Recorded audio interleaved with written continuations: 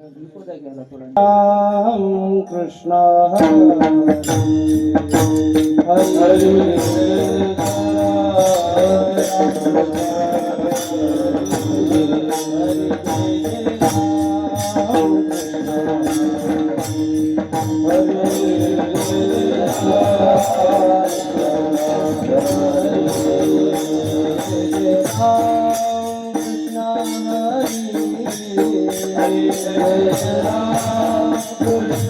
हरे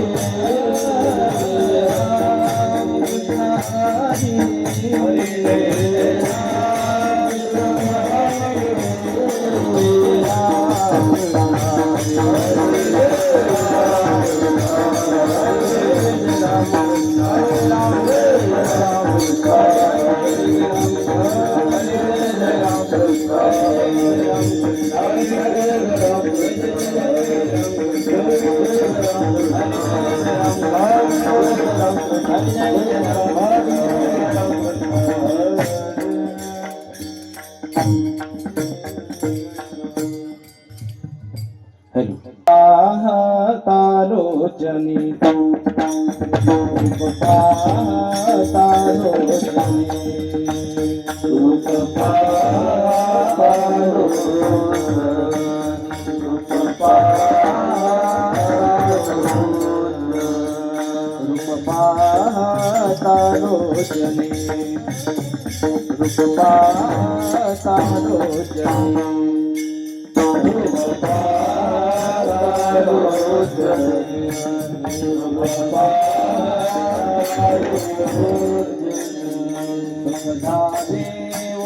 साजनी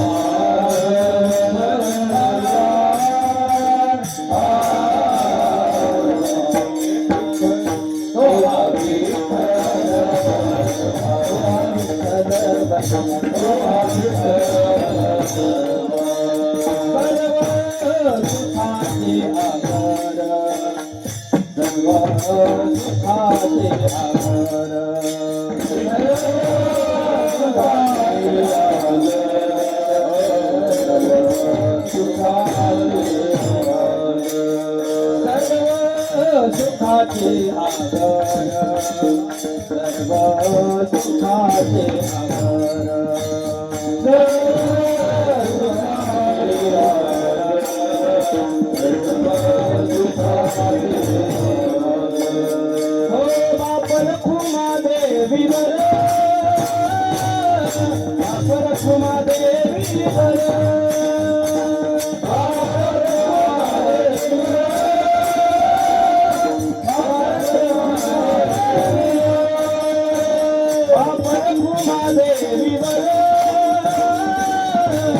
परशुमा देवी वर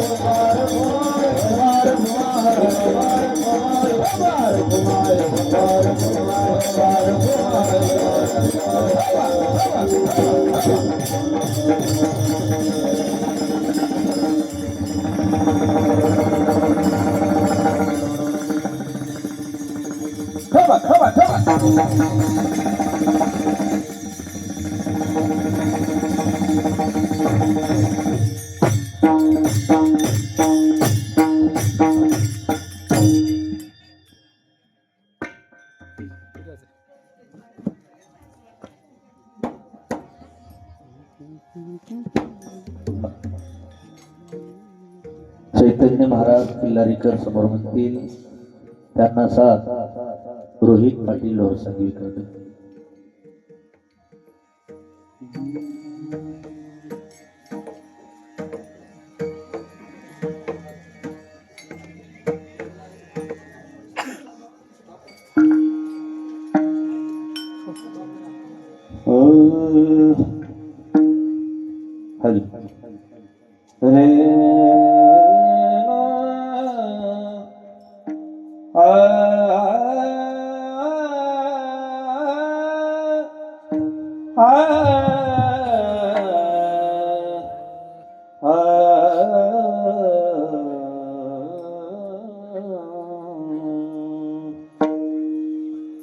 ऐसी जोडी करा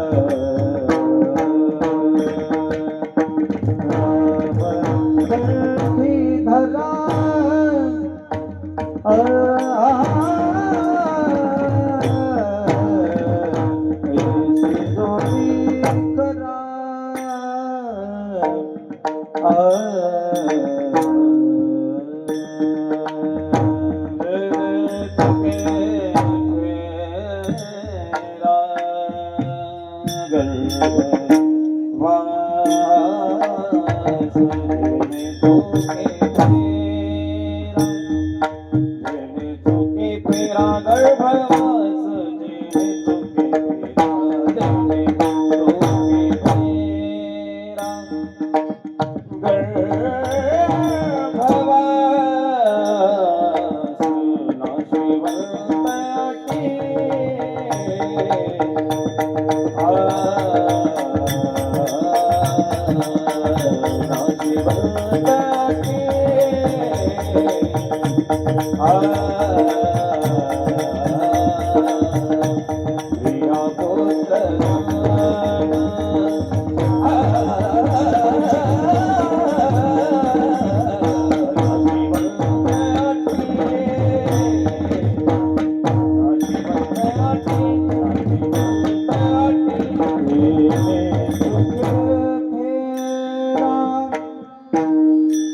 गर्भवास जे चुके देणे चुके फेरा गर्भवास नाशिवंताटी प्रिया पुत्र गर्भवास तेने चुके फेरा गर्भवास नाशिवंताटी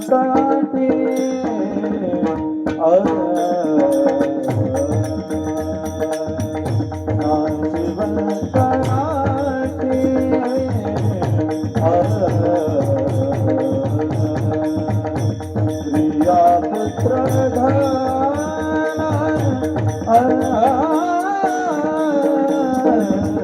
नाशिवंताटी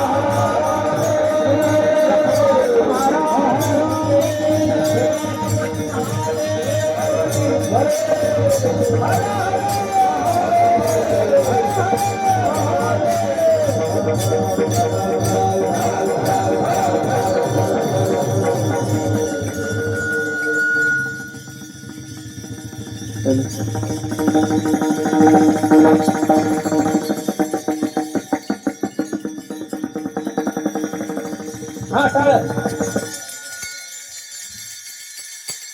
हा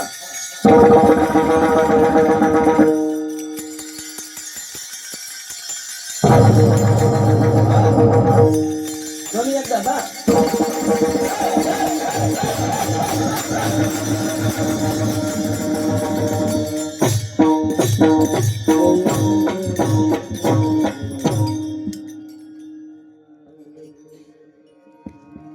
जोरात आवाज येऊ द्या.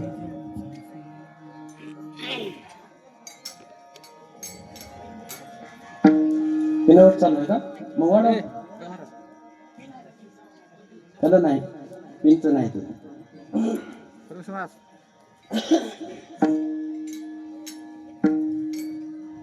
थोडा वाढवा त्याचा आवाज नमन हा.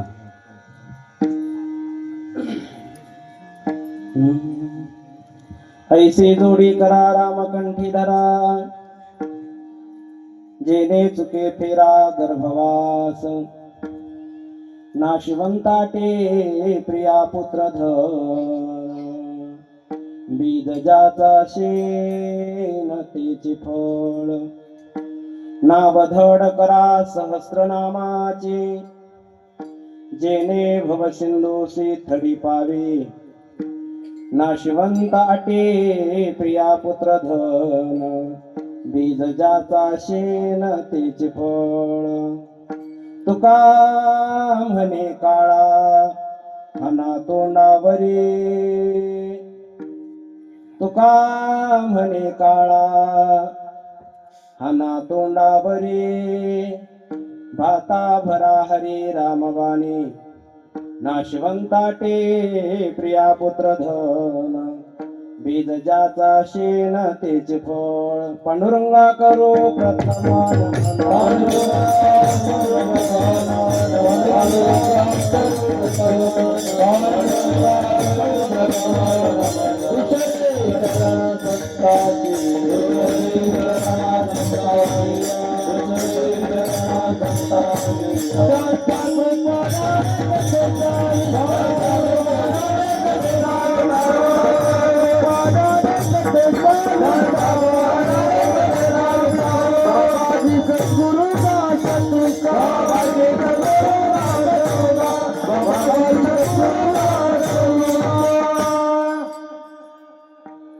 विहुं वेणुनादं चरन्तं दुरन्तं, स्वयं लीलया गोपवेशं दधानं, गवां वृन्दकानन्दनं चारुहासं, परब्रह्मलिङ्गं भजे पाण्डुरङ्गं. श्रीज्ञानदेव नमस्कृत्य श्रीनामदेव तथैव च, श्री एकनाथ पुनर्नत्वा, श्री तुकारामं ततः परं. लोकाभिरामं रणरंगधीरं, राजीवनेत्रं रघुवंशनाथं, कारुण्यरूपं करुणाकरन्तं, श्रीरामचन्द्रं शरणं प्रपद्ये. जय जय श्री राधारमण, जय जय नवल किशोर, जय गोपी चितचोर प्रभु, जय जय माखन चोर. नागेंद्रहाराय त्रिलोचनाय, भस्मांगरागाय महेश्वराय, नित्याय शुद्धाय दिगंबराय, तस्मै नकाराय नमः शिवाय.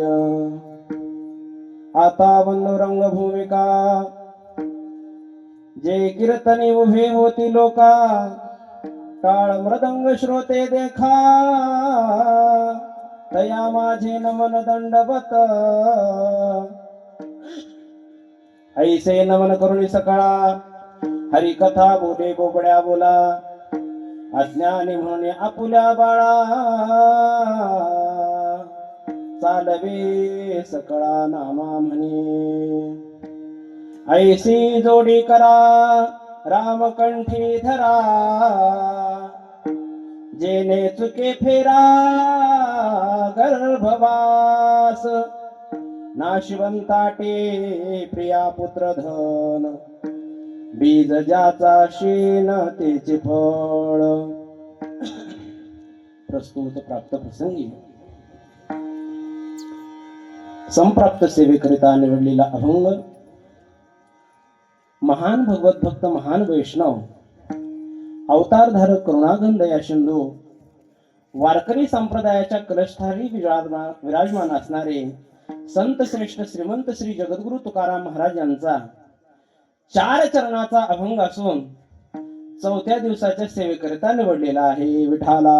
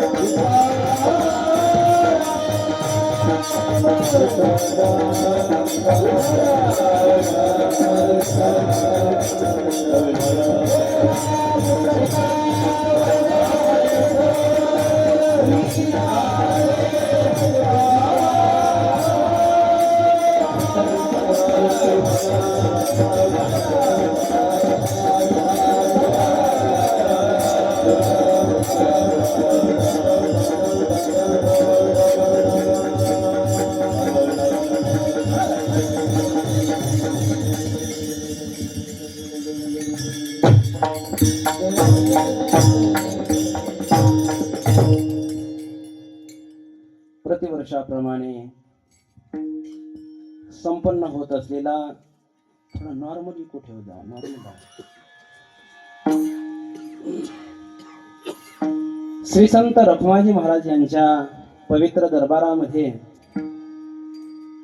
श्री संत सावता महाराज यांच्या कृपाशीर्वादाने आणि सर्व ग्रामस्थांच्या उत्तुंग पारमार्थिक भावनेतून सहकार्यातून आणि उपस्थितीमध्ये प्रतिवर्षाप्रमाणे संपन्न होत असलेला अखंड हरिनाम सप्ताह तथा या वर्षी भगवान श्री सांब सदाशिवाचं वाङ्मय स्वरूप असलेली श्री शिव महापुराण कथा गेल्या 34 वर्ष झालं अतिशय डौलाने दिमाखाने संपन्न होत असलेला हा उत्सव तिसऱ्या तपपूर्तीकडे वाटचाल करतोय. या ठिकाणी येण्याचं सौभाग्य आमचे परमस्नेही परमेश्वर भाऊ वंजे, अंतेश्वर भाऊ वंजे, सर्व वंजे परिवार, त्याचबरोबर सर्व ग्रामस्थ भाविक भक्त भजनी मंडळी सर्वांच्या प्रेमामुळे या ठिकाणी येण्याचा योग आहे. आज कीर्तनाचा सप्ताहाचा 4था दिवस आहे. सर्व गुणीजन मंडळी आज एक एकाहुने बळी रे, जसं काय इंद्राची गंधर्व सभा आज उपस्थित झाली असं वाटतंय. या ठिकाणी उपस्थित सर्व आमचे स्नेही मंडळी, परममित्र मंडळी, उत्कृष्ट गायनाचार्य आमचे परममित्र अरुण स्वामी महाराज तेही उपस्थित आहे. त्याचबरोबर परमस्नेही परममित्र उत्कृष्ट गायनाचार्य चैतन्य महाराज. चैतन्य महाराज या वर्षी आल्यामुळे चैतन्य निर्माण झाले बघा. इकडे आमचे परमस्नेही मोठे बंधू रामेश्वर महाराज, उत्कृष्ट कीर्तनकार गायनाचार्य रामेश्वर महाराज सुद्धा उपस्थित आहेत. उत्कृष्ट गायनाचार्य आमचे परमस्नेही रोहित दादा उपस्थित आहेत. आणि वयस्कामध्ये पितृतुल्य असलेले आमचे शेकडे मामा आहेत, गणपत महाराज आहेत, इकडे धोंडराम अण्णा आहेत, सर्व मंडळी आहेत. आणि उत्कृष्ट मृदंगाचार्य, एक मृदंगाचार्य भेटत नाही, एकावर एक 2 फ्री आहेत बघा. दुसरीकडे मृदंग वाजवायला माणूस भेटत नाही, एक उत्कृष्ट मृदंगाचार्य मृदंग वाजवतात आणि एक शूटिंग करतात बघा. आमचे परमस्नेही तुमच्या भागाचं वैभव अविनाश महाराज ते सुद्धा आज उपस्थित आहेत आणि आज मला वाजवायले ते दररोज शूटिंग करते. आणि माझा परम स्नेही जिवलग अतिशय नम्र उत्कृष्ट मृदंगाचार्य परमेश्वर महाराज कधीरी सर्वजण इथं उपस्थित आहेत. आणि त्याचबरोबर सर्वांना आशीर्वाद देण्याकरिता तुमच्या गावचं वैभव जुनं ते सोनं आज शिवाजी महाराज सुद्धा उपस्थित आहेत. बघा, महाराजांच्या चरणारविंदी विनम्र भावाने दंडवत करतो. वयस्कर असलेले चोपदार सुद्धा उपस्थित आहेत, विनेकरी बाबा आणि आमची श्री रोकडोबा वारकरी शिक्षण संस्था ती सुद्धा उपस्थित आहे. आणि या सर्वांना शोभा आणून देणारे उत्कृष्ट साऊंड सिस्टीम आमचे संतोष भाऊ स्वामी ते सुद्धा उपस्थित आहेत. कथेला आवाज देण्यात पण कीर्तनात द्यायलेत बघा, पण चांगलं आहे विनोदाचा भाग. आता आमचे जुने संबंध आहेत. सर्व मंडळी उपस्थित आहे. सर्वांच्या चरणारविंदी विनम्र भावाने अभिवादन करतो आणि 1 तासात सेवा आटोपण्याचा प्रयत्न करतो. विठाला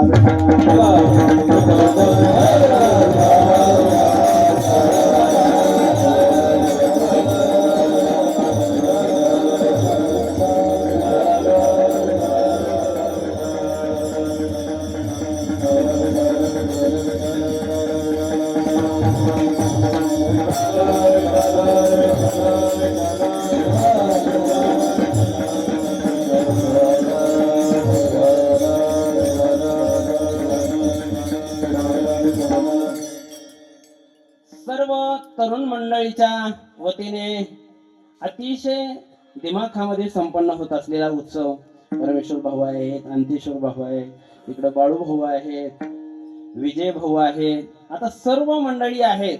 सर्वांचा नाव उल्लेख करणार नाही, 10 वाजले. संत श्रेष्ठ जगद्गुरु तुकाराम महाराज यांचा अभंग आहे. या अभंगातून जगद्गुरु तुकोबाराय याचे यावत मनुष्य मात्रांना आपण मानव देहाला आल्यानंतर काय जोडलं पाहिजे, काय मिळवलं पाहिजे, काय प्राप्त केलं पाहिजे त्याचा उपदेश करतात. तुकोबाराय म्हणतात, ऐसी जोडी करा बाबा हो, तुम्ही हे मिळवा, असं मिळवा. मग तुकोबारायांना प्रश्न केला, महाराज कसं मिळवायचं? महाराजांनी त्याचं उत्तर दिले, जेने गर्भवास फेरा चुके ऐसी जोडी करा. ज्याच्या योगाने तुमचा गर्भवास संपेल, जन्म मरण संपतील, असं तुम्ही काहीतरी जोडा. मग सांगा ना महाराज काय जोडलं पाहिजे, आम्हाला कळत नाही. तुकोबाराय म्हणतात, रामकंठी धरा, रामकंठामध्ये धारण करा. आणि तुम्ही ज्याच्या पाठीमागे लागलात ना ते सगळं नाशणार आहे, विटणार आहे, संपणार आहे. नाशिवंताटे प्रिया पुत्र धन, बीज ज्याचा शेन तेची फळ. त्याचा बीजच असणार दुःखाचा आहे, शीन आहे बीज.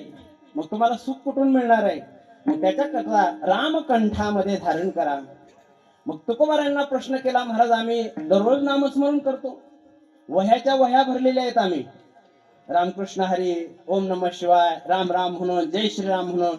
तुकोबाराय म्हणतात तसं जमणार नाही, त्याचं एक वर्म आहे. काय वर्म आहे? नाव धड करा सहस्त्र नामाची, जेने भव सिंधू शेथडी पावे. तुम्ही धड नामस्मरण करा, चांगलं नामस्मरण करा.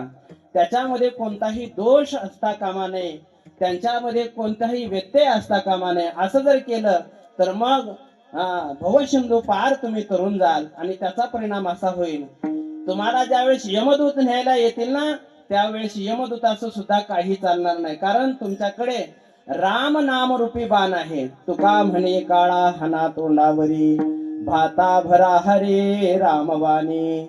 असा अभंगाचा सरळ अर्थ. विठाला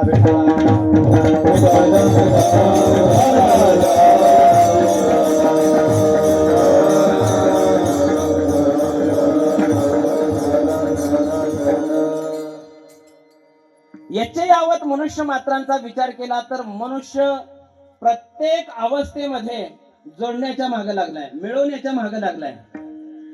अवस्थेमध्ये मिळवतोय, प्रत्येक देशामध्ये मिळवतोय, प्रत्येक कालामध्ये मिळवतोय, सगळ्या गोष्टी मिळवण्याकरिता करतोय. पण त्याला शेवटी पश्चाताप होतो की बाबा आपण जे मिळवलं ते काहीच कामाला आलं नाही. कारण तो संत संत सांगतात त्या मार्गाने चालत नाही, संत विचाराने चालत नाही, त्याचा परिणाम शेवटी पश्चाताप होतो आणि ते पश्चातापाचं रूपांतर दुःखामध्ये होतं. आणि ज्या वेळेस पश्चाताप होतो त्यावेळेला मात्र वेळ संपून गेलेली असते. मग तुकोबाराय त्याच असणारा आपल्या अंगावर घेऊन तुकोबाराय म्हणतात, मानव देहाला आलो पण मी काय जोड जोडली, त्याच्यामुळे आता मला खूप मोठा पश्चाताप करावा लागतोय.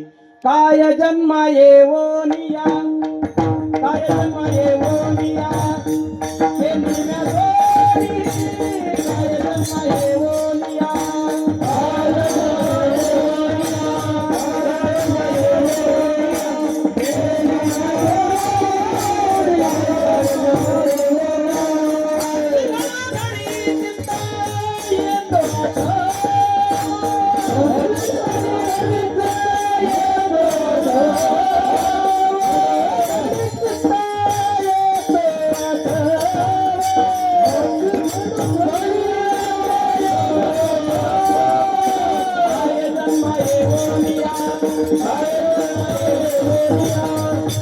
निर्म्या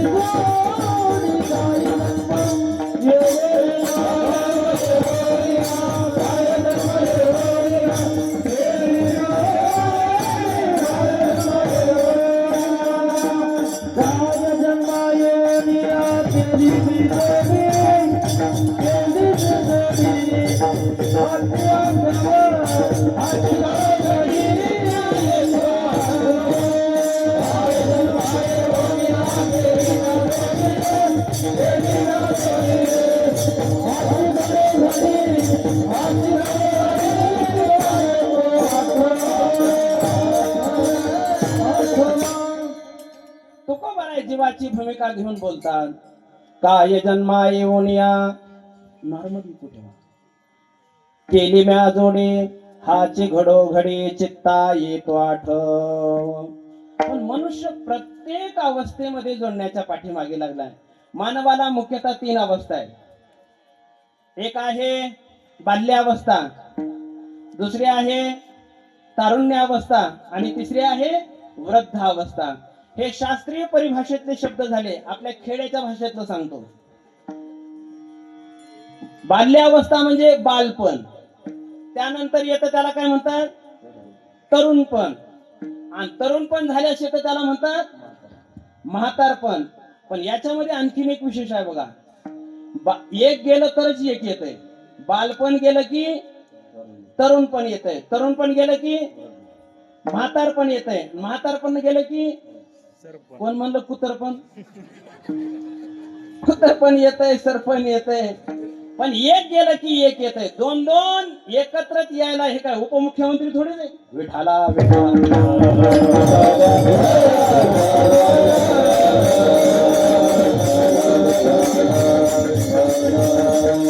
बालपणामध्ये काहीच कळत नाही, परंतु मिळवण्याच्या मागे लागलोय. बालपणामध्ये लहान लहान लेकरं जी वस्तू बघितली ती पाहिजे म्हणतात. जी वस्तू बघितली, मोठ्या भावानं जर एखादी खेळणी घेतली तर बारकं म्हणते मला बी ते पाहिजे. म्हणजे ते जोडण्याच्या मागे लागलाय, तो मिळवण्याच्या पाठीमागे लागलाय.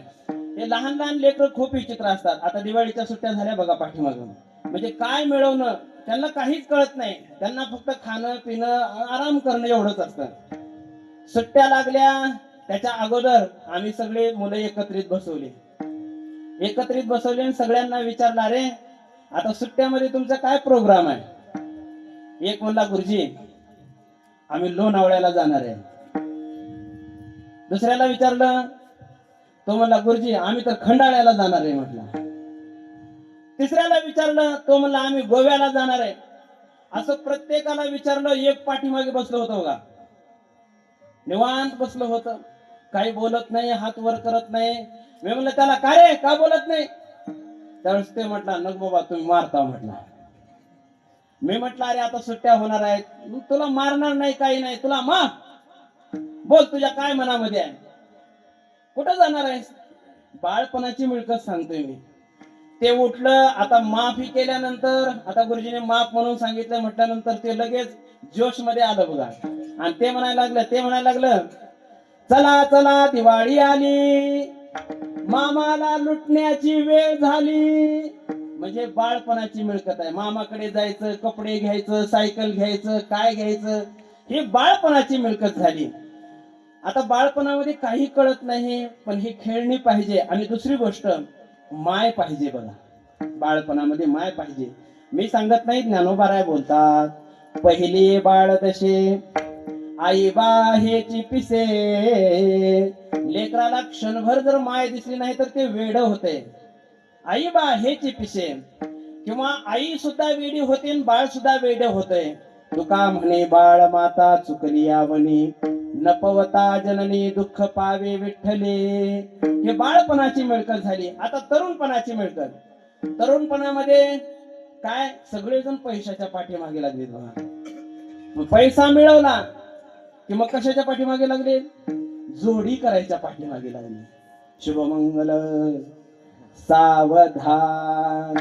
आता तर सगळ्यांचा विचार तिकडच चाललेला आहे, बायको भेटते का नाही की. गावामध्ये ट्रक भरू भरू पोर आहेत बघा, ट्रक भरू भरू पोर आहेत. कशासाठी, लग्नासाठी. प्रत्येकाची. एकानं तर मामाकडे पोरगी होती म्हणून मामाची आरतीच केली बघा. जय देव जय देव जय मामा मामी. पाठ करू नका बरं का, नाहीतर ती शंकराची आरती सोडून देऊन हेच पाठ करीत बसतात. हे फक्त ऐकून सोडून द्यायचं असतंय. जय देव जय मामा मामी, दयाळू तुम्ही, मुलगी द्या मला दयाळू तुम्ही. आमचे माय बाप तुमचे किंकर, तुमचे माय बाप उमाशंकर. त्यानं आरतीच केली बघा. कशासाठी, फक्त बायको मिळवण्यासाठी. ही तरुणपणाची मिळकत. विठाला विठाला.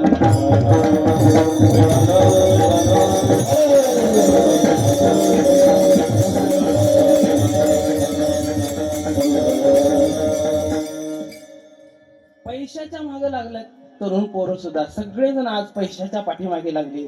जगद्गुरु तुकोबाराय बोलतात, जोडीच्या हव्यासे धनाचे लागे पिसे. धनाचे लागे पिसे.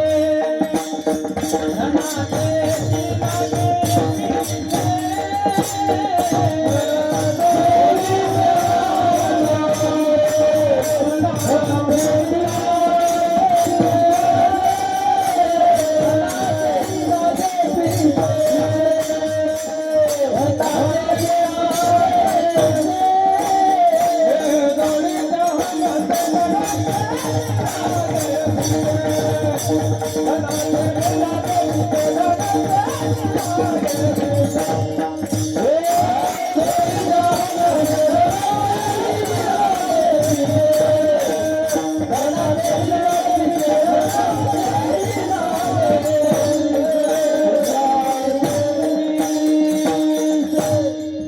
जोडीच्या हव्यासी धनाचे लागे पिसे. धन मिळवण्याच्या पाठीमागे तरुण लागलेला आहे. तसं म्हातारपणी सुद्धा माणसं मिळवण्याच्याच पाठीमागे लागलेली आहेत. तुकोबारा बोलतात, मरोटी गले शरीर, पाया शोधुनी बांधे घर. जसं जसं मरण जवळ येईल तसं तसं माणसाची हाव वाढतच राहते बघा, वाढतच राहते. पोरं वयाला आले, पोरं मस्त कारभार करायला लागले, चांगलं कमवायला लागले. म्हाताऱ्यांनी चाव्या द्यायला पाहिजे की नाही, होय, चाव्या द्यायला पाहिजे की नाही. पण काही काही म्हातारे पोरानं मागितलं तरी देत नाहीत बघा. मग पोरं मागून मागून थकतात आणि एके दिवशी बापालाच हाताखालून काढतात. हाताखालून काढतात आणि मग चाव्या देतात. का बरं, म्हातारा सुद्धा मिळवण्याच्याच पाठीमागे लागलाय. त्याला सुद्धा आता खरं पाहिलं तर सगळ्याचा त्याग केला पाहिजे, वानप्रस्थ संन्यास स्वीकारला पाहिजे. पण माणसं या संसाराला एवढे चिटकून बसले, त्या लिगाड्या गुळाला माशी जशी चिटकून बसते की नाही तसं चिटकून बसलेत बघा. आता लिगाड्या गुळाला माशी, लिगाड्या गुळावर माशी बसल्यास कधी उठल माय, होय, कधी उठल. कीर्तन झाल्यास झोपलेली उठल, माशी कशी उठल. तद्धाम परम. एक म्हातारा असंच होतं बघा. त्याला 5 पोरं. 5 पोराला त्याने जळकोट मध्ये सगळ्यांना धंदे टाकून दिले. कुणाला सोन्याचं दिलं, कुणाला किराणा दिलं, कुणाला भांड्याचं दिलं, कुणाला खाताचं दिलं. प्रत्येकाला वेगळा वेगळा धंदा टाकून दिला. आता शेवटचा क्षण आहे. डोळे पांढरे करायला लागला. घरच्या बायांनी आरडाओरड केलं, मायो. लगेच शेजारी गोळा झाले बघा. शेजारचा मित्र आला आणि शेजारच्या मित्राने खाली घेतलं. खाली घेतल्यानंतर सांगितलं, हे बघ. आणि पोरांना फोन लावले.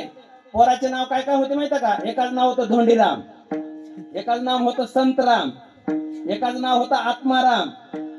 3 झाले. चौथ्याचं नाव काय असेल सांगा की? सखाराम. आणि 5वेचं नाव होतं तुकाराम. नाव बी अशी हेरून ठेवली होती बघा त्यानं. सखाराम, धोंडीराम, तुकाराम. त्या मित्राने सगळ्यांना फोन लावले, अरे तुमचा बाप जाण्याच्या मार्गावर आहे, पटापट या. सगळ्याकडे गाड्या होत्या. एका मिनिटात तर घरी हजर झाले. आणि त्या म्हाताऱ्याला सांगितलं, मित्राला सांगितलं, मरणाऱ्या मित्राला, हे बघ तुझे 5ही पोरं इथं आलेले आहेत. आता तुझा जीव कुठं गुंतू देऊ नको, तू सुखाने मर. 5ही पोरं इथं आहेत म्हणल्या उशीर त्यानं डोळे ताणले बघा. 5 पण पोरं इथंच आहेत तर दुकानात कोण आहे म्हटलं. अरे दुकानात कोणी का असणार, मर की खप तू आता जायच्या मार्गावर आहे ना. पण म्हातारपणामध्ये सुद्धा मिळवण्याच्याच मागे विठाला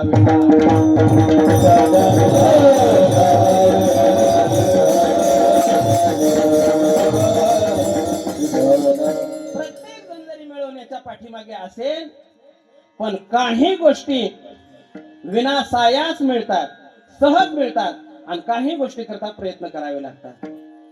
संसारातल्या गोष्टी सगळ्या तुम्हाला सहज मिळतील, पण परमार्थात मात्र सायासच करावा लागतो. म्हणून तर आमचे तुकोबाराय प्रत्येक वेळेस म्हणतात, करा करा लागपाट, धरा पंढरीची वाट, जवना हेच पेट, घात पडिला काळाचा. जिथं जे प्रत्येक वेळेस करा, हे करा, करा रे बापांनो, साधन हरीचे धनी करणीचे करू नका. करा शब्द आलेला आहे. म्हणजे परमार्थात प्रत्येक गोष्ट केल्यानेच प्राप्त होते. म्हणून तर तुकोबाराय बोलतात, बाबा हो तुम्ही असं करा की ज्याच्या योगाने तुम्ही अशी जोड जोडा की ज्याच्या योगाने तुमचा गर्भवास चुकेल. अभंगाचं प्रथम ऐशी जोडी करा, राम कंठी धरा, ऐशी जोडी करा, राम कंठी धरा, ऐशी जोडी करा, राम कंठी धरा.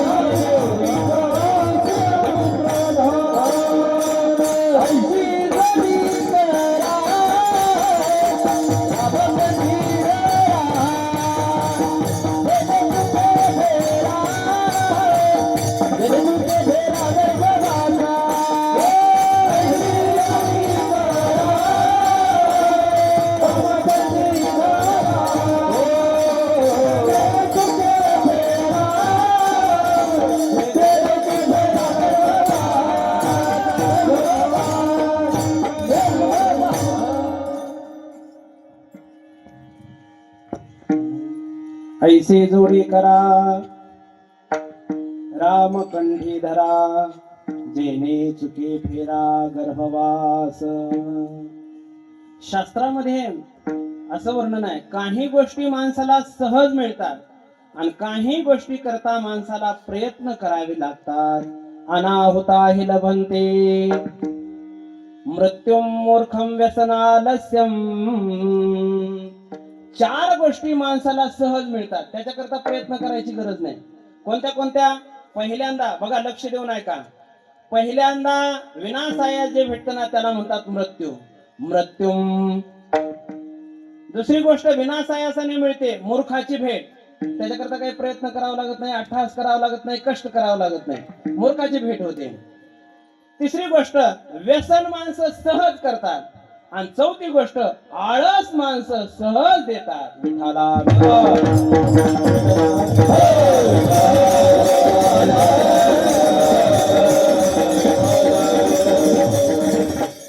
मृत्यू करता प्रयत्न नाही केला तरी ते सहज मिळणार आहे. आज दुर्दैवाने एक घटना घडली बघा. सप्ताह चालू झाल्यापासून मला वाटतं 2-4 गेले काही. भाग्यवान आहेत बिचारे. सप्ताह चालू असताना मरण येणं काही सोपी गोष्ट आहे का? येत नाही माय बाप. काहीतरी कुठंतरी काहीतरी पुण्याचा लेश असेल. त्याच वेळेस हरिनाम शिवनाम कानावर पडताना मृत्यू आला. मरणाकरिता प्रयत्न करायची गरज नाही. तुकोबाराय बोलतात, मी सांगत नाही तुम्हाला, सगळ्याला मी प्रमाण देऊ शकतो. हे वर्ग आहे थोडा मरणाकरिता प्रयत्न करणारा. घरात भांडणं झाले, आता तर काही नाही, पण घरात पूर्वी भांडणं झाले का बाया राखेच्या डब्याकडेच पळायचं बघा. आता ते राखेले बंद झाले म्हणून बरं झाले. आता पेट्रोल आहे पण ते गाडीत राहते, बायाला काही काढता येत नाही. त्याच्यामुळे ते राख, पूर्वी भांडणं झाले की सासू सासरे नवरा असं घाबरूनच राहायचे, चिंतेत राहायचे, कारण घरात राखेलचा डबा राहायचा की. पण मरणाकरिता प्रयत्न करायची गरज नाही. तुकोबाराय म्हणतात एके दिवशी मरण तुम्हाला सहज मिळणार आहे. महाराजांचं म्हणणं आहे, न लगे ध्यावा जीव सदाची जाणार, न लगे ध्यावा जीव सदाची जाणार, न लगे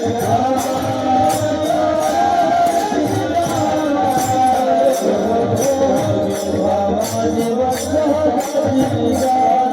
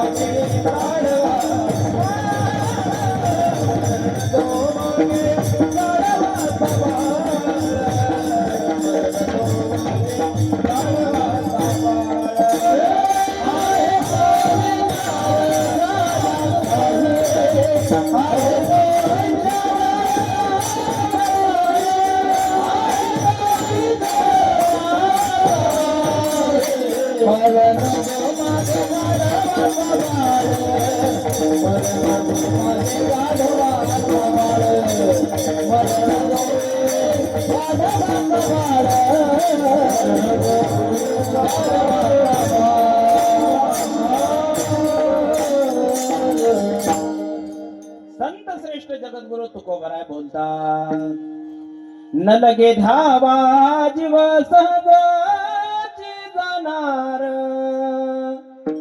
न लगे द्यावा जीव सहजाची जाणार. सहज गोष्टी मिळतात. तुकोबारायांनी सुद्धा शब्द वापरला, सहजाची जाणार. शास्त्रामध्ये वेदांतामध्ये या शरीराला 3 प्रकारचे नाश सांगितलेत बघा. एक आहे आश्रय नाश, दुसरा आहे स्वभाव नाश आणि तिसरा आहे परता नाश. स्वभाव नाश म्हणजे सहज हे एक दिवशी मरणार आहे, म्हणून मरणाकरिता लय प्रयत्न करायचे नाही. आणि जे जे काही प्रयत्न करतात ना मरणाकरिता, का करतात? दुःख आहे म्हणून करतात, बरोबर की नाही? आत्महत्या करणं, विष पिणं, विहिरीत पडून मरणं, तळ्यात पडून मरणं, फाशी घेणं, हे जे प्रकार आहेत दुःख आहे म्हणून करतात. पण एक गोष्ट ऐका माय, तुम्हाला दुःख आहे म्हणून तुम्ही हे पाऊल उचलतात, पण एक गोष्ट लक्षात ठेवा की आत्महत्या केल्यानंतर आता जीवनामध्ये दुःख जेवढं आहे ना त्याच्या 1000 पटीने आत्महत्या केल्यानंतर जास्त दुःख आहे. मी याच्याकरता एक उदाहरण सांगतो. एका माऊलीचं लग्न झालं आणि आता तिला नवरा भेटला बघा. आता नवरा भेटणं किंवा बायको भेटणं हे सगळं नशिबावर आहे. कशी भेटेल काही सांगता येत नाही. तिला नवरा भेटला. कसा भेटला?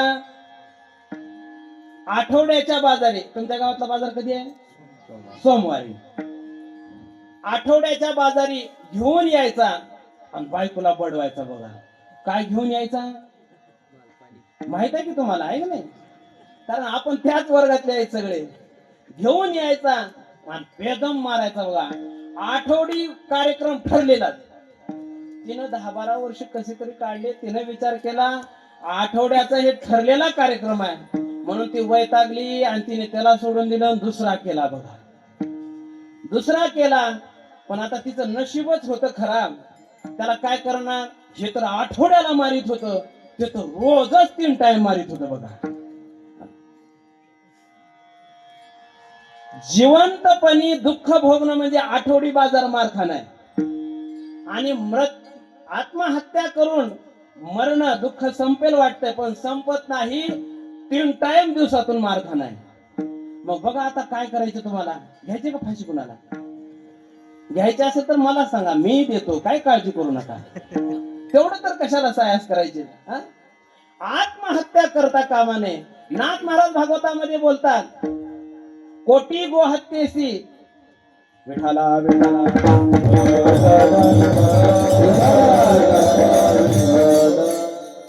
कोटी ब्रह्महत्या गोहत्येसी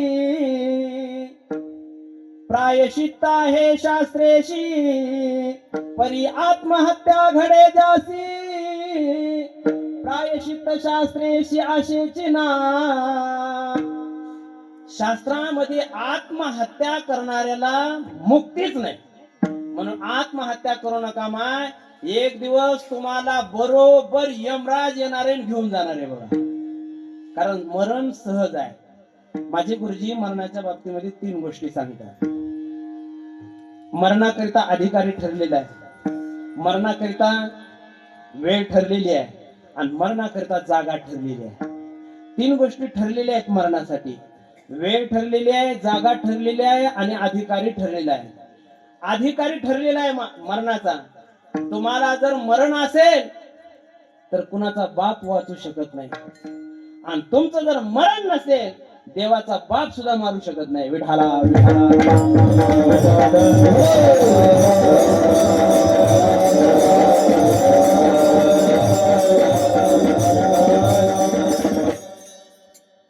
मरणाचा अधिकारी ठरलेला आहे. त्याच्यामुळे मरणाकरिता प्रयत्न करायची गरज नाही. एका ठिकाणी एका गावामध्ये गावाच्या कडेला चिंचेचं झाड होतं बघा. चिंचेचं झाड होतं आणि नेमकं चिंचा झाडून नेल्या होत्या. मग गावातले काही टुकार पोरं शाळा सुटली की चिंचकडे जायचे. चिंचा आता झोडून नेलेल्या चिंचाला किती राहणार आहेत? कुठंतरी शेंड्याला 10-20 चिंचा राहिलेल्या. पोरं दगड उचलायचे. का सांगतोय? अधिकारी ठरलेला आहे. दगड उचलायचे, असा पाय मागे घ्यायचे, असा नेम धरायचे आणि फिर करून गोटा हाणायचे बघा. दगड हाणला आणि नेम हुकला की पोरं काय म्हणायचे? चायला नेमच हुकला. आता आपली लातूरची भाषा म्हणजे शिव्या देऊन बोलायचं. एकाचा चुकून मला फोन आला. आता फोन आला की आम्ही रामकृष्ण हरी म्हणतो. मी म्हणलं रामकृष्ण हरी. ते काय म्हणतोय? आईला महाराजाला फोन लागला ऐका, रामकृष्ण हरी म्हणायचं नाही तर कट करायचं. म्हणजे आपली भाषाच आहे तसली. आलाव का, गेलाव का, खालाव का, शिव्या देऊन बोलायचं. मग ते पोरं आता आपलंच बघून शिकणार. गोटा दगड घ्यायचे, नेम धरायचे, मारायचे. हुकला की काय म्हणायचे? बरोबर, जायला नेमच हुकला. तिथे एक साधू बसलेला होता चिंचेच्या बाजूला झाडाखाली. 10-12 वेळेस पोरांचं ऐकलं आणि साधू म्हटला, हे कार्ट्यानो काय चालेल तुमचं? दगड घेता, चिंचेला मारता, नेम हुकला की आईला शिवी देता, असं शिकवलं का तुम्हाला शिक्षकांनी? आता आईला अजिबात शिवी द्यायची नाही. आता ते पोरच होते, पोरं म्हटले देणार. पोरायला करू नको म्हटलं ती केल्याशिवाय राहत नाहीत बघा. हे लय बिलिंदर. आता हे उग मी आहे म्हणून इथे शांत आहेत बघा, नाहीतर माळी गल्लीला ताप होता. हा. आमच्याकडे जी येते ना सगळा खैरा बांडा माल. विठाला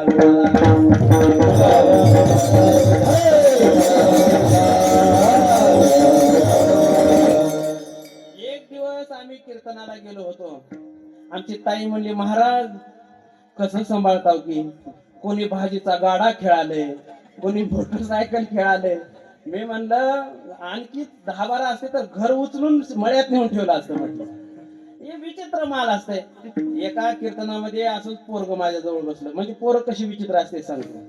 कीर्तनात असं पोरग बसलं आणि 10:30 वाजले की ते उठायला लागलं बघा. आता समोर बसल्यामुळे विक्षेप व्हायचा, मी त्याला खुनवायचो, बसायला ते खालीच बसायचं. पुन्हा 5-10 मिनिटांना पुन्हा उठण्याचा प्रयत्न करायचा.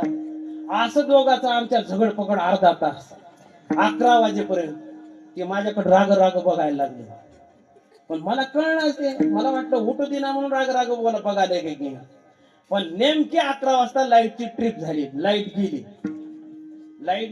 त्याचा प्रॉब्लेम झाला होता, त्याला 1 नंबरला लागली होती बघा. लाईट गेली, इथं बसलेलं होतं. आता इकडे इकडून जायला पाहिजे की नाही. ते पोरग तिकडून गेलं नाही, इकडून आलं बघा. इकडून आलं, गपचूप तर आलंय का, माझ्या पोटात बुकी मारून गेलो. एवढे विचित्र कार्टे. आता ते पोर म्हटले मारणार. पुन्हा दगड घेतला आणि मारला. साधू म्हटला, आता जर आईला शिवी दिली तर हातात पाणी घेतो, शापच देतो तुम्हाला. आता पोरं बापाला मानणार, शापाला मानते तो रामेश्वर महाराज. द्या म्हटले शाप, काय द्यायचे ते. हातात दगड घेतला, पुन्हा मारला आणि पुन्हा काय म्हटले, चायना नेमच झोकला. त्या साधूला राग आला. साधूने हातात पाणी घेतलं, यमराजाला सांगितलं, यमराज आता वीज पडा, यांना घेऊन जा. वरून असा काळोख झाला, कडकड कडकड कडकायला लागलं, विजा चमकायला लागल्या, अंधार झाला आणि कडकनच वीजच पडली बघा. पडा की वीज. वा, अशीच पडली बघा, वीजच पडली. पाहता काय माझ्याकडे साधूच मेला. यमराजाने वरून पाहिलं आणि यमराज काय म्हणला, चायला नेमच झोपला. यमराजावर सुद्धा परिणाम झाला. म्हणजे मरणाचा अधिकारी ठरलेला आहे विठाला.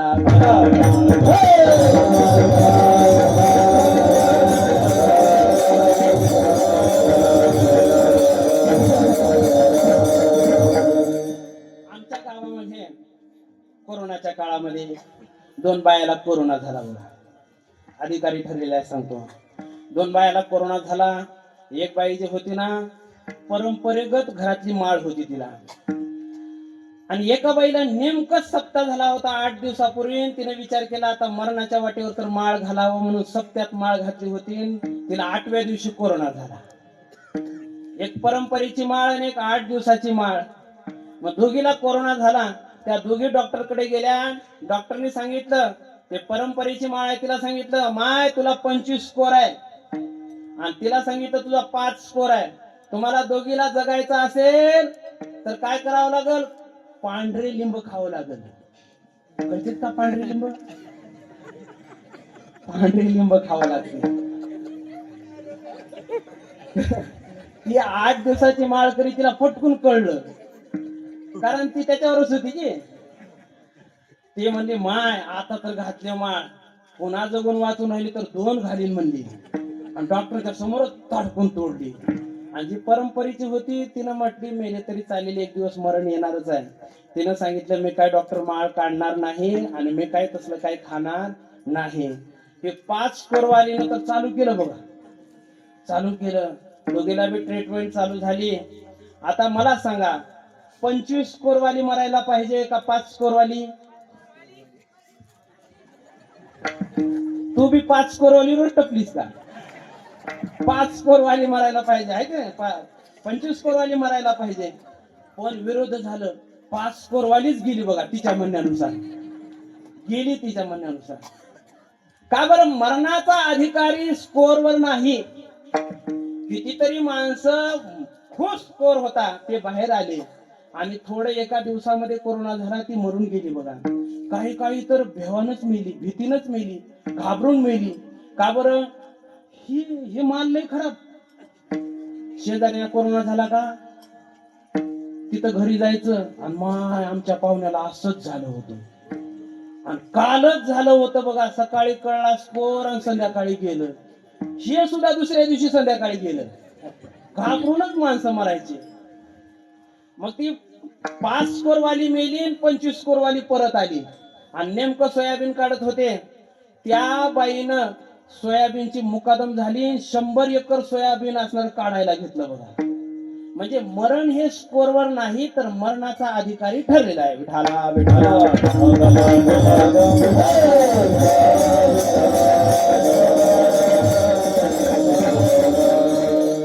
मरणाची जागा ठरलेली आहे.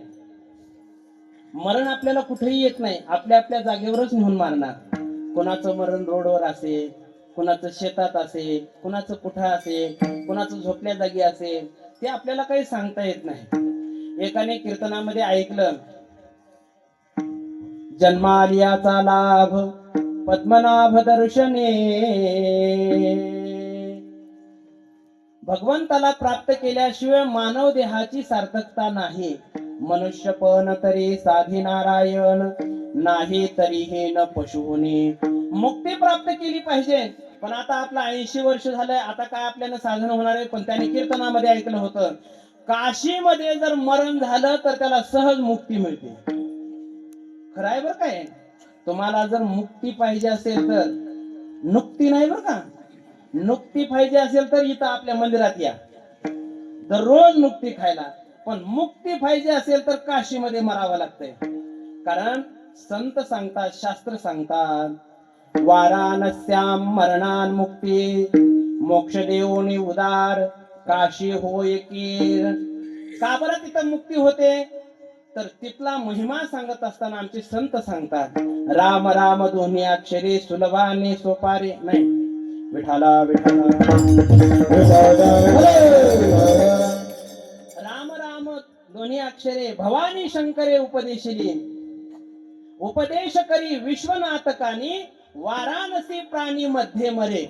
वाराणसी मध्ये जर मनुष्य मेला, प्राणी मेला, तर त्याच्या कानामध्ये भवानी शंकर तारक मंत्राचा उपदेश करतात आणि त्याचा उद्धार होतो, त्याला मुक्ती होते. मग त्याने विचार केला, तो होता अहिल्यानगर जिल्ह्यामध्ये विसापूर नावाचं गाव आहे. त्या विसापूरला 2 गोष्टी अतिशय प्रसिद्ध आहेत बघा. एक आहे चिंचेचा सौदा. चिंचेचा सौदा खूप मोठा होतो विसापूरला. आणि दुसरी गोष्ट आहे इंग्रज कालीन जेल आहे तिथला. तो काय म्हणतात त्याला, जेलर माझ्या ओळखीचा आहे बघा. कोणाला जायचं असेल तर सांगा मला. इंग्रज कालीन जेल आहे आणि चिंचेचा सौदा आहे. तिथला मनुष्य होता. त्याने विचार केला, आता आपण काशीला जायला पाहिजे. तो पुणे स्टेशनला आला, काशीचं वाराणसीचं तिकीट काढलं, गाडीत बसला आणि गेला.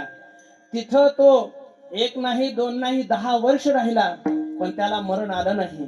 त्याने विचार केला, आणखी 10 वर्ष तर आपल्याला काहीच रोग येत नाही, मग काय करावं? गावाकडे जावं आणि आपल्या लंगोटी याराला भेटून यावं. म्हणून त्याने वाराणसीतून तिकीट काढलं, रेल्वेत बसला, पुणे स्टेशनला आला. पुणे स्टेशनला बॅग घेऊन उतरला. पाहता काय माझ्याकडे ठेस लागली, मेला. त्याचं मरण काशीत नव्हतं, त्याचं मरण विसापूर गावात नव्हतं, घरी नव्हतं. त्याचं मरण होतं पुणे स्टेशनला. मरणाची जागा ठरलेली आहे. विठाला विठाला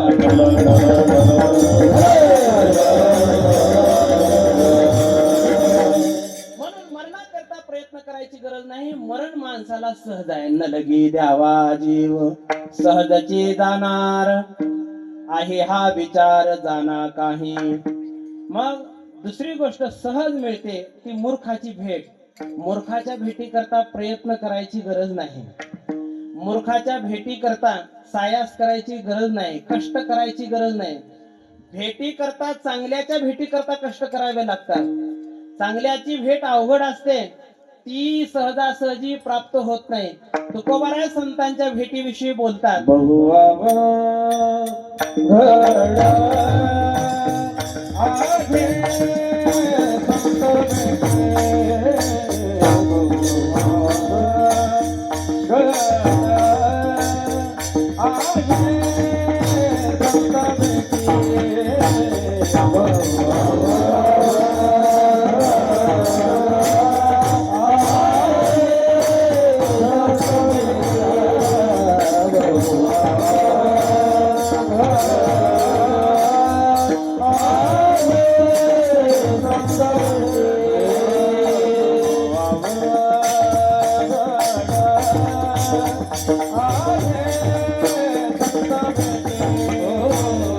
बहुआव घड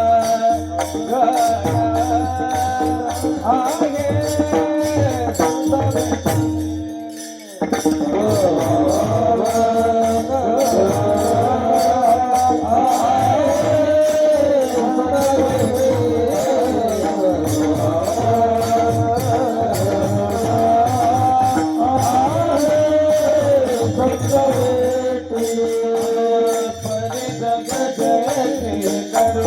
भेटे, हरे जग जय करुणा केले, करुणा केले, करुणा केले, ऐसी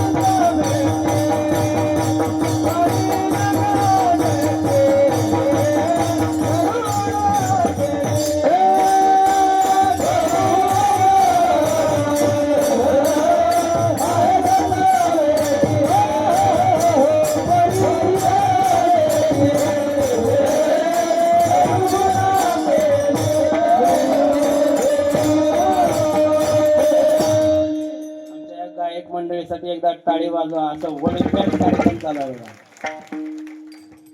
बहुआव घड आहे संत भेटी, संतांची भेट अतिशय अवघड आहे, दुर्लभ आहे.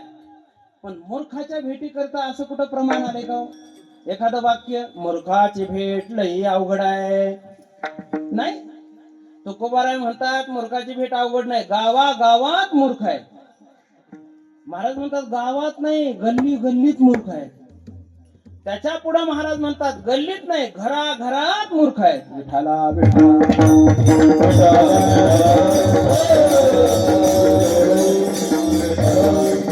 मूर्ख आपण कुणाला म्हणतो? आपल्या भाषेमध्ये बोलायचं झालं तर त्याला बसायचं कळत नाही, वागायचं कळत नाही, ज्याला बोलायचं कळत नाही, ज्याला प्यायचं कळत नाही, ज्याला खायचं कळत नाही, त्याला आपण मूर्ख म्हणतो. पण तुकोबारायांनी मूर्खाची व्याख्याच बदलून टाकली. तुकोबाराय म्हणतात मूर्ख त्याला म्हणायचं मोठ्या माणसाच्या मनात ज्या गोष्टी येत नाहीत त्या जर गोष्टी एखादा करत असेल तर तुकोबारायच्या दृष्टीने तो मूर्ख आहे, तो मूर्ख आहे. आता सगळ्यामध्ये श्रेष्ठ थोर जर कोण असतील तर तुकोबाराय आहे. आणि हा निर्वाळा ज्ञानोबारांनी दिला. तुका सर्वा श्रेष्ठ प्रिया माथोर जो का अवतार नामयाचा. तुकोबाराय सर्वश्रेष्ठ आहे. तुकोबारायांच्या मनामध्ये कधी परस्त्रीविषयी वाईट भावना आली नाही. परस्त्रीकडे पाहिल्यानंतर तुकोबाराय म्हणायचे जाई वो तुमाते नगरी जायाचा, जाई वो तुमाते नगरी जायाचा, आम्ही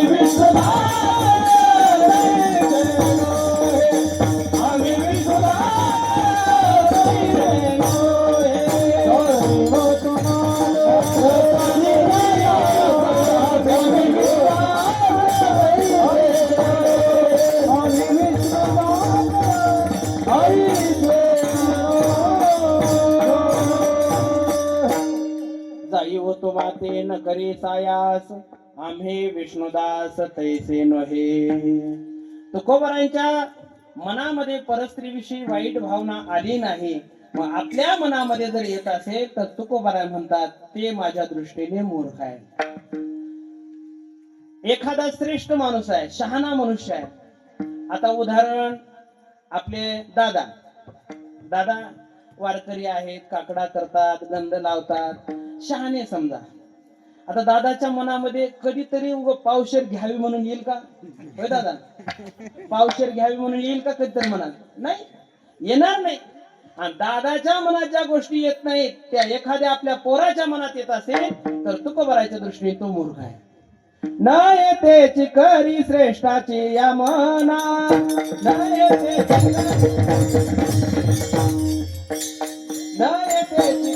श्रेष्ठाची या मना, न येतेची करी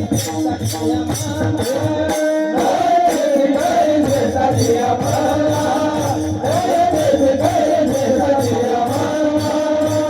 येतेची करी श्रेष्ठाची या मना, न येतेची करी श्रेष्ठाची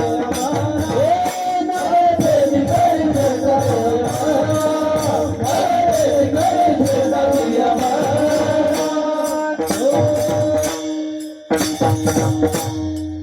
नयतेची करी श्रेष्ठाची यमना, मूर्ख एक जना तोची खरा. श्रेष्ठाच्या मनामध्ये ज्या गोष्टी येत नाहीत त्या त्याच्या मनात येतात, त्या गोष्टी करतो. तुकोबाराय त्याला मूर्ख म्हणतात. चांगल्या वेळेला वाईट गोष्टी मनामध्ये येणं हे मूर्खाचं लक्षण आहे. आता मला सांगा, लग्नाचा विषय आहे. लग्नाला काय म्हणतात? मंगल म्हणतात की शुभमंगल सावधान. मग असाच लग्नाचा विषय चालू होता. असा मंडप टाकलेला होता, असा स्टेज बनवला होता, त्याच्यावर दोन एकीकडे पाट ठेवला होता, एकीकडे चौरंग ठेवला होता, मध्ये कलश ठेवला होता, ब्राह्मण बसलेला होता. असंच असते का? लग्न झालीत का नाही तुमचे?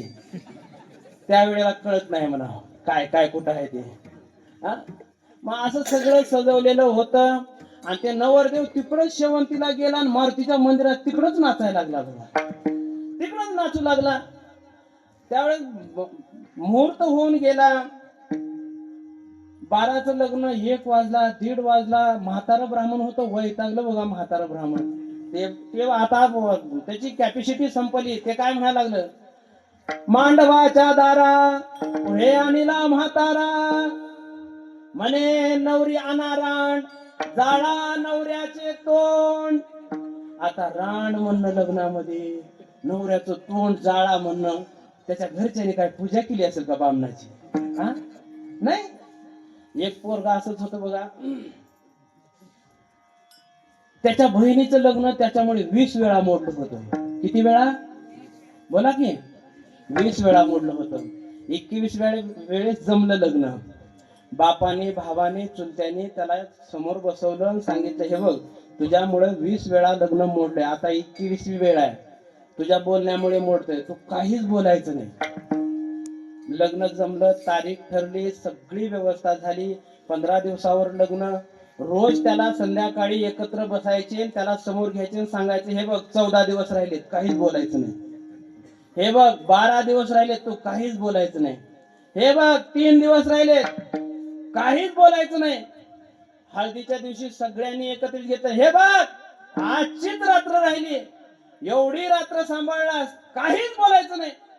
ते वैतागलं. 15 दिवस काहीच बोलायचं नाही, काहीच बोलायचं नाही. ते वैतागलं. म्हटला, तुम्ही मला 15 दिवस झालं कटकट लावली, मला काहीच बोलायचं नाही, काहीच बोलायचं नाही, काही बोलायचं नाही. उद्या मांडव पेटला तरी बोलायचं नाही का म्हटलं. आता लग्नात मांडव पेटली शहाण्याच्या मनात येते का? असा भावाने आणला बघा, काळा निळाच करून टाकला. ते म्हणलं, तुम्ही काय गडे म्हटला, खऱ्याची दुनियाच राहील नाही, बोलायचं नाही म्हणता, बोलायचं नाही म्हणता, आणि उद्या मंगलाष्टिका म्हणताना नवरा मेला तरी बोलायचं नाही का म्हटलं. हे शहाण्याच्या मनात येते का? नवरा मरणं, मांडव जळणं येत नाही. मग असं जर मनात येत असेल तुकोबारा त्याला मूर्ख म्हणतात. विठाला विठ्ठल.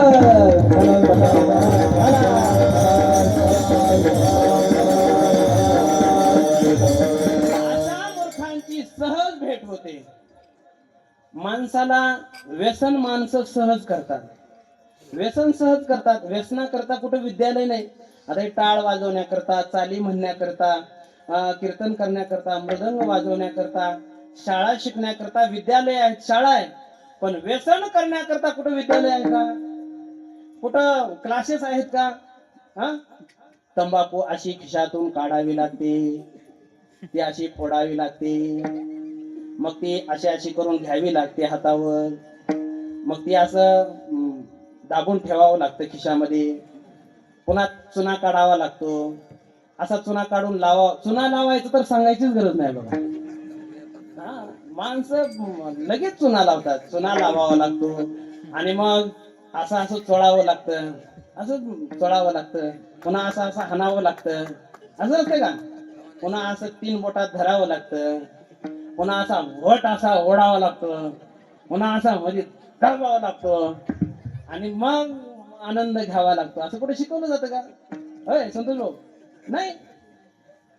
माणसं व्यसन सहज करतात. तिथं काही कुठं शिक्षण नाही. असंच कीर्तनाला गेलो, असंच मंदिर पाठीमागे आणि कीर्तन चालू झालं पंचपदी म्हणून दर्शनाला गेलो, तर तिथला पुजारी आरतीवरच सिगरेट पिटीत होता बघा. आरतीवर सिगरेट पिटीत होता. म्हणलं धन्य माता पिता तयाची. आता त्याला देव सुद्धा कळणार. व्यसन माणसं सहज करतात. आणि चौथी गोष्ट, आळस सुद्धा माणसं सहज देतात. विठाला विठाला.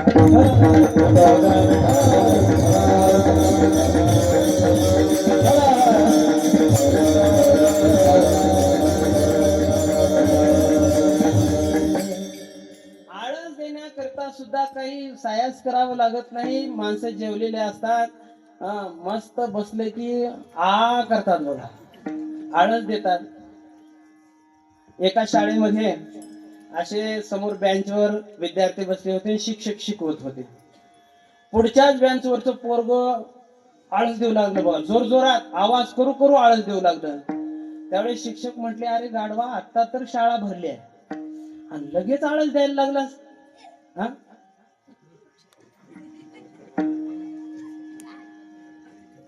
लगेच आळस द्यायला लागलास. बघ पाठीमागचे कसे बघाले, टुळू टुळू टुळू टुळू खवल्या मांजरावनी. तुम्हाला नाही बघ का, ती शाळेत चालू आहे. अरे बघ किती आळस टाकून देऊन पाठीमागचे बघ कसे बसले. ते म्हणला, गुरुजी तुम्ही गप्प बसा. का बरं? अहो तुम्हाला माहित नाही, ते माझ्यापेक्षा सुद्धा आळशी आहेत. कस काय आळशी आहेत? ते पोरग म्हटलं, मी आळस तर देतोय पण त्यांना आळस द्यायचा सुद्धा आळस आहे म्हटला. म्हणजे एवढे आळशी असतात. एक तटस्थ मानसी, एक मानसी आळसी, एक मानसी आळसी, एक तटस्थ मानसी,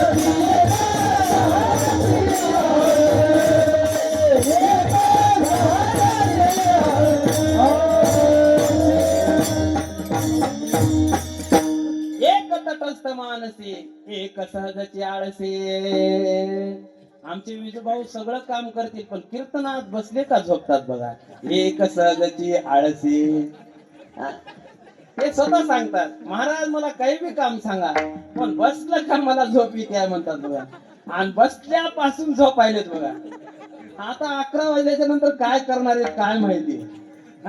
एक सहजची आळसी. त्यांच्यावर घातलं पण तुमचं सुद्धा तसंच आहे. सगळ्यांचं तसं आहे. एक सहजची आळसी. म्हणजे या 4 गोष्टी सहज मिळतात पण परमार्थातल्या गोष्टीला प्रयत्न करावा लागतो. म्हणून तुकोबारा बोलतात, ऐसी जोडी करा. मग काय करावं? राम कंठी धरा. त्याने काय होईल? जेणे चुके फेरा गर्भवास.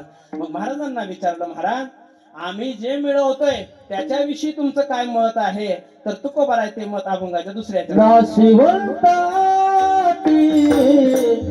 प्रिया पुत्र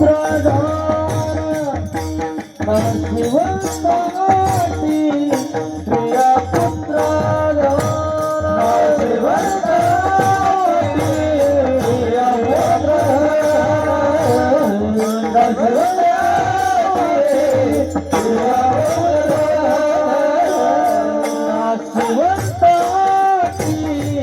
प्रिया पुत्र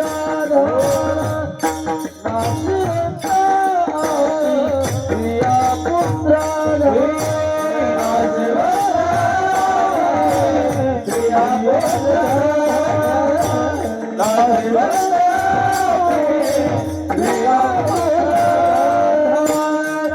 बीज जाता शिना ते शिखर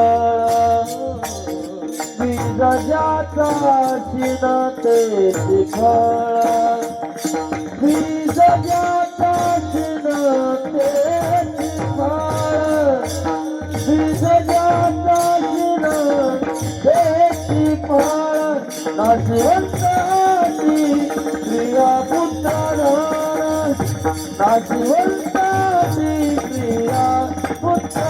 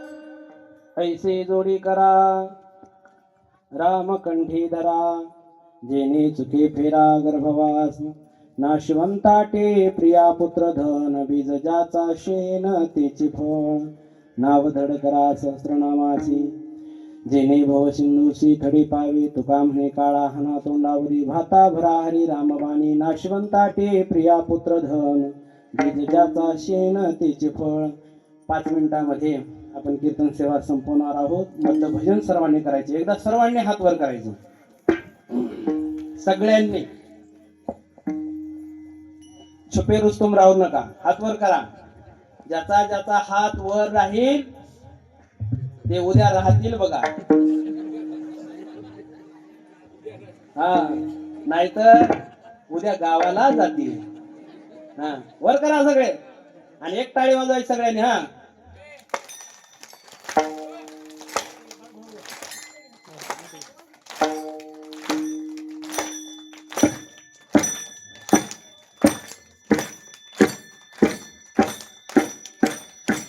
पार कुमाई पार कुमाई पार कुमाई पार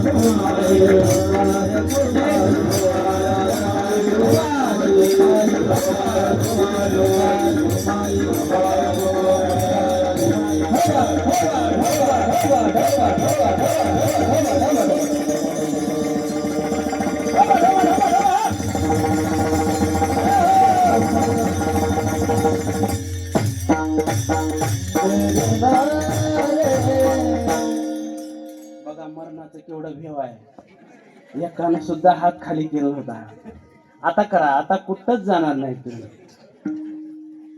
ऐसे जोडी करा रामकंठी धरा जेणे तुझे फेरा गर्भवास. आता एकच शंका घेतो. आपले 10 मिनिट राहिले. तुकोबारांना प्रश्न केला, महाराज एवढे देवाचे नाव आहेत. विष्णू सहस्त्रनामामध्ये 1000 नाव आहेत. शिव सहस्त्रनामामध्ये 1000 नाव आहेत. मग तुम्ही राम नामच कंठामध्ये धारण का करा म्हणता? राम कंठी धरा. तर त्याचे अनेक कारण सांगतो. पटलं तर घ्या बरं का. आता हे शेवटचे ऍडव्हर्टाइज आहे. पटलं तर घ्या. चांगलंच आहे पण पटलं तर घ्या. पहिलं कारण राम कंठामध्ये धारण करा म्हणण्याचं कारण, राम नामा एवढं नाम दुसरं सोपं कोणतं नाही. राम राम दोन्ही अक्षरी सुलभा आणि सोपारी जागा मागिलिया पहारी. हे सगळ्यात सोपं आहे. रामकृष्ण नामे दोन्ही साजिरी हृदय मंदिरी स्मराकारे. सगळ्यात सोपं आहे. तुका म्हणे सोप्या आहे सर्वाहुनी शहाणा तो धनी घेतोय से. पहिलं कारण. दुसरं कारण, राम नाम दिसायला छोट जरी असलं तरी ते फलाच्या दृष्टीने महान आहे. राम नामाची व्याख्या करत असताना जगद्गुरु शंकराचार्य म्हणतात, रकारो मात्र उच्चारे बहिर्निर्याती पातकम. राम म्हटलं की सगळे अंतकरणातले पाप बाहेर येतात, आणि म म्हटलं की बाहेर आलेले पाप आतमध्ये म जाऊ देत नाही. मकार असतो कपाटवत. बाहेर निघालेले पाप म म्हटल्यानंतर आत जात नाहीत. राम म्हटलं की तोंड उघडते बघा. आता करून बघू नका, लोक म्हणतील आठ्यात आला काय. घरी जाऊन करून बघा. रा म म म्हटलं की तोंड झाकतं, रा म्हटलं की उघडतं. म्हणून फलाच्या दृष्टीने महान आहे, म्हणून राम नाम कंठात धारण करा. तिसरं कारण, राम नाम हे सगळ्याच सार आहे. ज्यावेळेस रामायण लिहिणं पूर्ण झालं त्यावेळेस देव, दानव आणि मानव तिघही वाद करायला लागले, रामायण आमचं आहे, रामायण आमचं आहे. भगवान शंकर परमात्म्याने रामायण तिघालाही वाटून दिलं, आणि शेवटी राम नाम शिल्लक राहिलं. सार असलेलं राम नाम स्वतः धारण केलं. आता चौथं कारण सांगतो, खूप कारण सांगता येतील, शेवटचं कारण सांगतो. राम नाम हे अंतिम सत्य आहे. म्हणून बघा, शेवटी न्यायच्या वेळेला काय म्हणतात लोक, म्हणा की शेवटी तर लोक म्हणतील, आता तुम्ही म्हणा राम नाम सत्य है, राम नाम सत्य है, राम नाम. मी असंच म्हटलं तर एक पोरग म्हटलं शिरापुरी मस्त है, शिरापुरी मस्त है. राम नाम सत्य आहे. कोणत्याही संप्रदायाचा असू द्या, शिव संप्रदायाचा असू द्या, वारकरी संप्रदायाचा असू द्या, शेवटी जायच्या वेळेला राम नाम सत्य हे म्हणतात. कारण राम हे अंतिम सत्य आहे. तुळशीदासजी महाराजांचं एक चिंतन आहे. तुळशीदासजी महाराज म्हणतात, कुणाचं कितीही अक्षराचं नाव असू द्या, बर का, कुणाचं कितीही अक्षराचं नाव असू द्या, तुळशीदासजी महाराजांनी एक गणित सांगितलंय.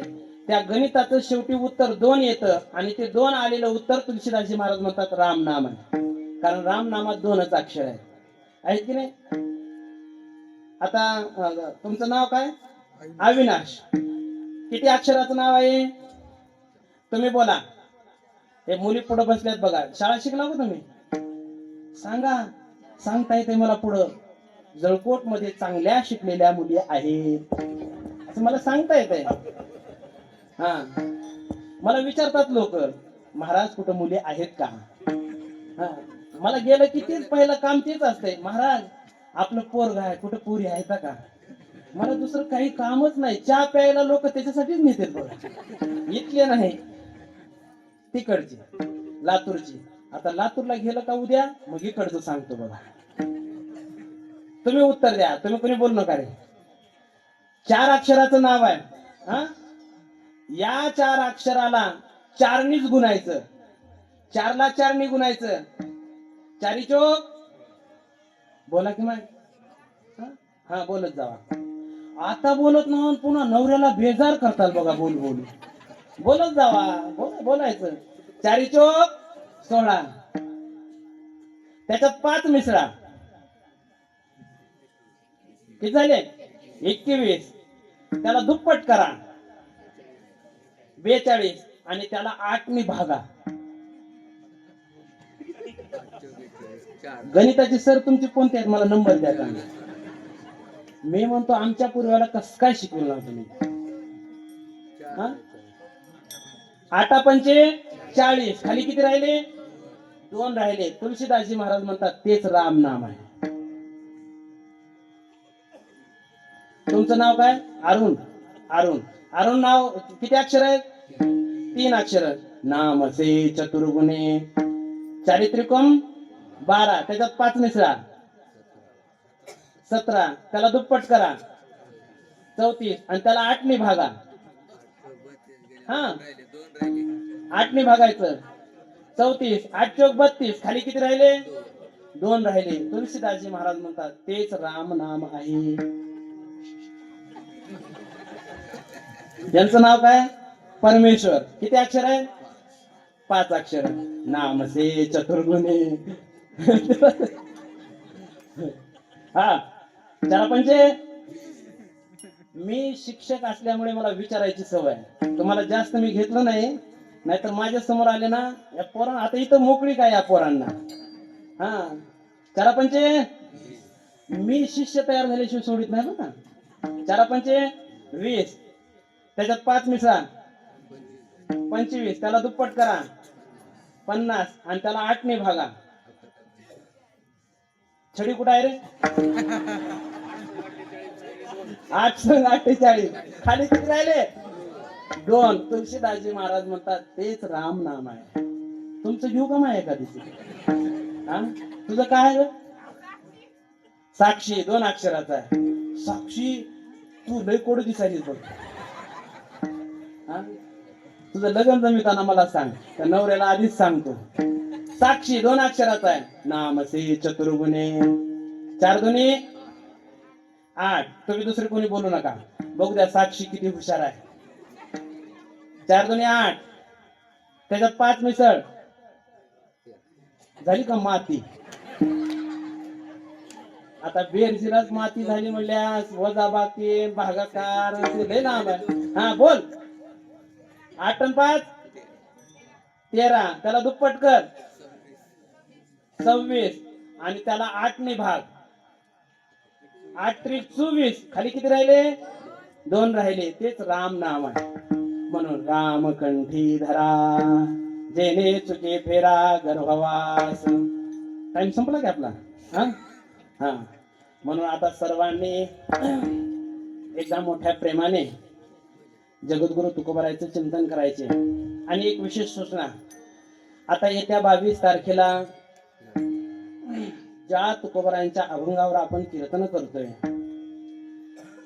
ज्या ज्ञानोबारायांचा हरिपाठ आपण रोज म्हणतोय, ज्या नामदेवरायाची बाळक्रीडा अतिशय सुंदर आहे, ज्या संत महात्म्यांनी आपल्यावर खूप मोठे उपकार केले, त्या संतांचा सोहळा आपल्या भाग्याने आपल्या लातूर जिल्ह्यात आलाय बघा. लातूर जिल्ह्यात आलेला आहे. आता 22 फेब्रुवारी पासून तो सुरुवात आहे. मग त्या सोहळ्याकरिता सर्वांनी उपस्थित राहायचे. कारण हा सोहळा आतापर्यंत मागे कधी झाला नाही आणि पुढे होईल का नाही याची शाश्वती नाही. न भूतो न भविष्यती असा सोहळा आहे. आता हे आपला सोहळा आहे, सत्ताचा आहे. पण इथं कसं आहे, एवढा मोठा मांडव आणि तिथं 5च पांडव. आपलं परिस्थिती आहे. पण तिथं 400 एकर मध्ये मांडव आहे. रोज पारायणाला 25, 26, 30 हजार लोक गाठ्याचं पारायण करण्यासाठी आहे. तिथं कशालाच कमी नाही. म्हणून हा उत्सव ऐसा सांडोनी सोहळा मी का पडेन निराळा. परमभाग्याने तो उत्सव आपल्या भूमीमध्ये आलेला आहे. आणि या उत्सवाचं वैशिष्ट्य आहे, या उत्सवाला संतश्रेष्ठ जगद्गुरु तुकाराम महाराजाच्या पादुका देहू संस्थानवरून इथे येणार आहेत, हेलिकॉप्टरने विमानाने. संत ज्ञानेश्वर महाराजांच्या पादुका आळंदीवरून इथे येणार आहेत. या संतांच्या पादुका आळंदीहून पंढरीला गेल्या, दुसरं कुठंच गेल्या नाही. पण ते भाग्य आपल्याला प्राप्त झाले. नामदेवरायच्या पादुका पंढरपूरहून इथे येणार आहेत. नारायण महाराजांच्या पादुका देहूवरून इथे येणार आहेत. जनाबाईच्या पादुका गंगाखेडहून लातूरला येणार आहेत. म्हणून त्या पादुकांचा चरण स्पर्श करण्याकरिता आणि आपल्या शरीराला कृतकृत्य करण्याकरिता आपण सर्वांनी तिथे उपस्थित राहायचे, ही सर्वांना नम्र विनंती. विठोवर पण झाले ना. ज्ञानेश्वर माऊली